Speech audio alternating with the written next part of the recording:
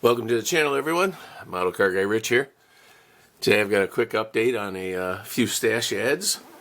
I want to thank Bruce, one of my longtime viewers, that he gave me a heads up and let me know that Ollie's had another influx of models.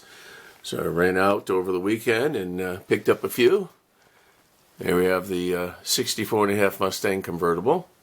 Now these are all monogram kits except for this plane here, so I'll do this one next. It's a Ford tri-motor plane.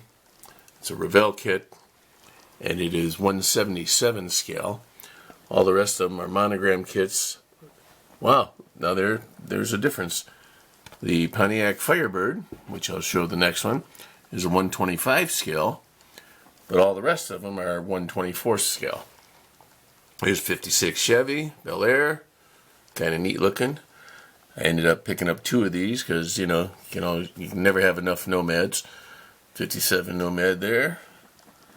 82 Corvette, which I don't recall ever seeing. I know these are all like old kits that have been out. This one here, I actually have the original released in my collection from many years ago, built. So it's going to be fun to revisit that one. But the rest of them is same tooling has been used, so they're just reissuing them, and that's fine. And then picked up another one of these. That is the 32 Ford Street Rod. Some cool stuff, so I thought I'd show that to you guys. And thank you again, Bruce, I appreciate it.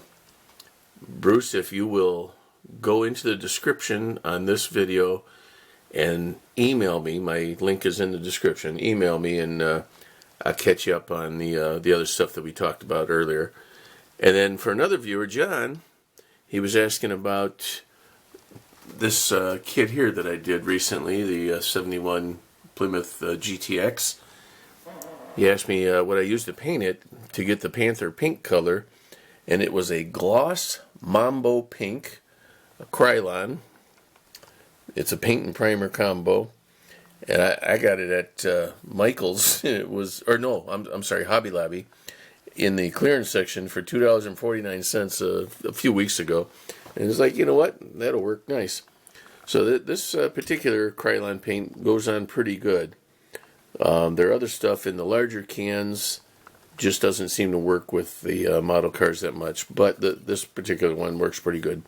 So John, that's for you. I appreciate you. And that's all I got for now. Just a quick little update.